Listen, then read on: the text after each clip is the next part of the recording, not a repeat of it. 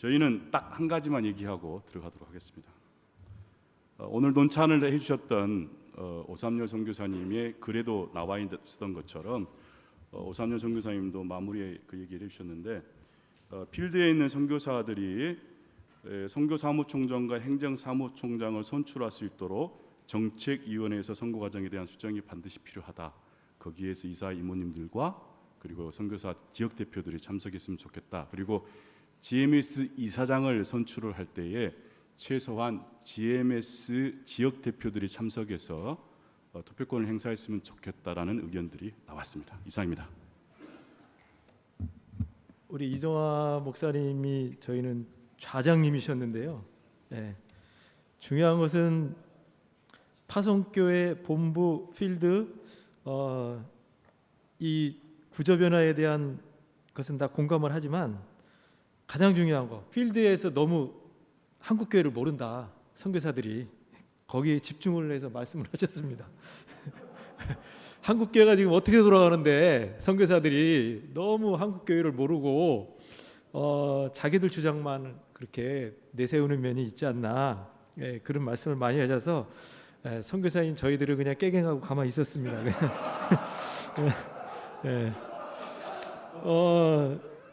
하여튼 서로의 상황을 좀 이해할 필요가 있는데 서로의 상황을 잘 모르니까 잘 이해했으면 좋겠고요. 그래서 그 파송교회 중요한 것은 또 파송교회 담임 목사님의 그 인식의 전환이 좀 필요하지 않을까. 필드를 이해하는데 뭐 정책이 뭔지, 왜 GMS가 필요한지 이런 것들에 대한 이해가, 담임 목사님의 이해가 먼저 필요해야지 GMS 필드 구조도 이루어질 수 있다는 그런 말씀을 해주셔서 저희가 잘 공감을 했고요. 그리고 또 하나 이제 그 이사 뭐 자격 강화라든가 파송교회의 자격 강화라든가 이런 문제들도 앞으로 필드 구조를 변화시키는데 참 중요하다. 그런 얘기들이 나왔습니다. 그래서 만약에 특별히 담임 목사님의 그 선교제에 대한 인식의 전환이 되지 않으면 그 피해는 구소련의 현장 선교사에게 미치기 때문에 GMS에서 앞으로 GMS 본부에서 담임 목사님의 인식을 바꾸는데 거기에 좀 중점을 뒀으면 좋겠다. 그런 얘기들을 많이 나눴습니다. 그래서 뭐 앞으로 우리 본부에서 좀 그런 부분에서 많이 신경을 쓰셨으면 좋겠습니다. 이런 얘기들을 나눴습니다. 감사합니다. 우리 선교사님들 중에서는 GMS에 대해서 감사하고 또 만족한다는 그런 말씀도 있었습니다. 그리고 GMS 이미지가 좀 더 대외적으로 좀 좋은 쪽으로 좀 발전됐으면 좋겠다. 그런 또 말씀도 있었고요. 그리고 아까 전에 뭐 나왔습니다마는 지역 대표들에게 투표권 정도라도 좀 주시면 좋겠다. 그리고 좀 실질적인 좀 문제를 말씀해 주셨습니다. 그래서 이제 그 발언을 한 분이 하니까 옆에 계신 다른 선교사님께서 상당히 위험한 발언을 했다고 말할 정도로 아마 많은 선교사님들이 공감하실 것 같은데, 행정비를 이렇게 이제 선교 후원금에서 떼시는데 그 부분이 상당히 이제 개인에 따라서는 많이 좀 부담스럽다. 그래서 좀 경감을 해주시든지 아니면은 뭐 다른 어떤 대안을 마련해서 선교사 개인 부담이 안 되면 좋겠다. 그런 어떤 바람이 있었고요. 또 과거에 한동안은 GMS 달력 그런 것들이 이제 보내졌는데 선교지에 그런 부분들이 뭐 재정적인 문제로 이제 못 가다 보니까, 더군다나 이제 코로나 때문에 그래서 뭐 심지어는 순복음교회 달력을 걸기도 하고 그런 현상이 좀 있었다고 합니다. 그래서 이 부분은 뭐 좀 비용이 들더라도 GMS에서 앞으로 연말쯤 되면은 GMS 달력을 지금 만들고 있잖아요.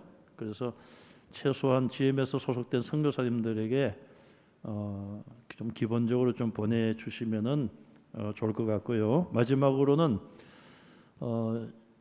현지 선교사님들 중에 이 선교비가 부족해서 어려움을 당하는 분들이 상당히 많다고 합니다. 그래서 사실은 2,500불 정도를 지원해야지 단독 파송으로 했었는데 지금은 60%만 지원을 해도 단독 파송으로 지금 되어 있기 때문에 40%는 개인적으로 후원을 받아야 되는 그런 상황인데 이것도 저것도 모자라는 경우에 심지어는 뭐 월 50만 원 정도로 버티는 분도 있다고 들었습니다. 상당히 좀 충격적인 부분이었는데 좀 그런 부분도 좀 선교사님들이 형편을 좀 파악을 해서 조금 보완할 수 있는 그런 부분이 있으면 좋겠습니다. 이상입니다. 저희 팀은 지금 아직도 열심히 토론 중이라 가지고 토론을 못 끝내고 혹시 발표가 늦을까봐 저만 뛰어왔습니다. 아직도 끝날 줄을 모르고 있습니다. 우리 GMS 선교부 구조에 대해서 우리 5조도 많은 토론들을 했었고요. 이사회에 대한 어떤 얘기들을 하면서 이사회 기능이 펀드레이징하는 것과 또 총회로부터 어떤 여러 가지 공격들이 온다면은 우리 사무총장님들에 대한 어떤 공격이나 선교사들에 대한 어떤 공격들이 왔을 때 그것을 막아주는 역할이 어떤 이사회의 기능이어야 한다 하는 이런 얘기들을 우리가 나누었고요. 지금 현재 뭐 선교 사무총장을 원탑으로 하는 어떤 그런 구조로 변경되는 어떤 그런 어떤 과도기에 있다 하는 그런 설명도 좀 있었습니다. 그리고 우리 선교사들의 어떤 얘기들 가운데서는 조금 더 어떤 행정의 어떤 간소화가 있었으면 좋겠다. 다른 표현으로 한다면은 우리 선교 사무총장님에게 좀 더 많은 어떤 행정에 대한 어떤 정결권을 주어야 한다 이런 얘기들을 나누었었고요. 우리 GMS의 어떤 그런 일꾼들, 특별히 이사장님이 이사회에서 바뀌더라도 좀 어떻게 결정된 어떤 정책들이 좀 계속 지속되어질 수 있는 그런 구조로 변경되어야 한다. 모르겠습니다. 앞에 발표해서 또 다 했는 것을 제가 반복하는지도 모르겠는데요. 그런 어떤 얘기들도 나왔었고요. 특별히 우리가 얘기했던 것들 가운데서 뭐 좀 전에 말씀드렸던 것도 되는 것 같은데 어쨌든 GMS가 지금 현재로서는 투탑 시스템인데 이것이 좀 원탑 시스템으로 구조가 바뀌어야 하겠다. 법 개정이 필요하다는 얘기들도 나누어졌고요. 뭐 좀 전에 보니까 지역 대표들에게 이사권을 주어야 한다 이런 얘기들이 좀 나왔던 것 같은데요. 저희들에게도 같이 나왔고 혹시 뭐 이사권이 주어지지 않는다면은 지금 우리 지역 대표들이 은권 이사로 지금 그 법에 기록이 되어 있기 때문에 그렇다면은 각 위원회에 어떤 위원으로 들어가서 우리 선교사들의 어떤 의견들을 피력하고 그 의견들이 정책에 수립될 수 있도록 하자 하는 그런 얘기들도 나왔습니다. 한번 어떤 우리가 지금 뭐 아까 얘기했던 거하고 또 이렇게 겹치는 부분들이 되는데요. 한번 정책이 위반되었을 때는 그것이 이렇게 한번 필드에서 실행이 되고 그것이 평가가 될 때까지 한번 지속되어질 수 있는 GMS 필드 구조여야 된다 하는 얘기를 하고 나누었습니다. 어떤 정책들이 결정이 됐는데 필드에서 한번 제대로 시행도 안 되고 그냥 끝나버리는 경우들이 많이 있다는 그런 얘기들을 나누었었고요. 필드 구조의 어떤 변화를 좀 가져올 수 있고 그것에 대해서 우리 선교 사무총장에게 좀 더 많은 필드 구조에 대해서만 필드의 어떤 그 구조에 대한 어떤 필드의 사역, 필드 행정, 필드의 어떤 사역에 대한 여러 부분에 대해서는 좀 선교 사무총장에게 정권을 주어서 좀 이게 이사회 임원회까지 올라가야 될 일들이 없는 그런 어떤 필드 구조로의 조금 변환이 있었으면 좋겠다는 얘기들도 나누었고요. 그리고 이것도 또 중요한 어떤 얘기들 가운데 하나일 것 같은데 지금 우리 지역 대표 풀들이 있는데 지역 대표 풀들이 어떻게 보면 좀 이런 얘기들도 나왔습니다. 전체 선교사들이 뭐 선교 사무총장을 뽑는 것도 중요하겠지만 지역 대표들이 지역 선교사들을 대표해서 선교 사무총장들을 뽑고 또 지역 대표들이 자기의 그 풀 리더십 풀에서 선교 사무총장이 나올 수 있도록 어떤 이런 구조 변화들이 좀 필요하지 않나 하는 얘기들이 나누어졌고요. 그리고 계속해서 우리 시니어 선교사들의 어떤 리더십들이 개발될 수 있도록 우리 구조가 좀 바뀌어야 된다 하는 얘기들을 나누었습니다.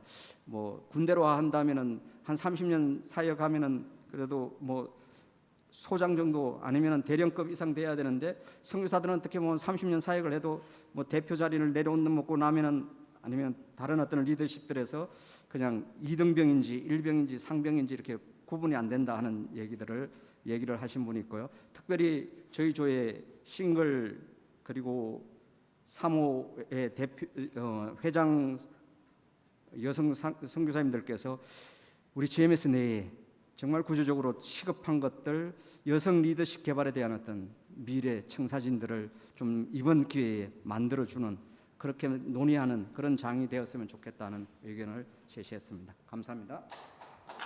저희는 몇 가지를 나누게 됐는데, 일단 원탑이 가장 이상적인 구조라고 저희도 모두 동의하고 있고요. 하지만 리더십에 따라서 뭐 투탑, 쓰리탑도 할 수가 있다라는 거.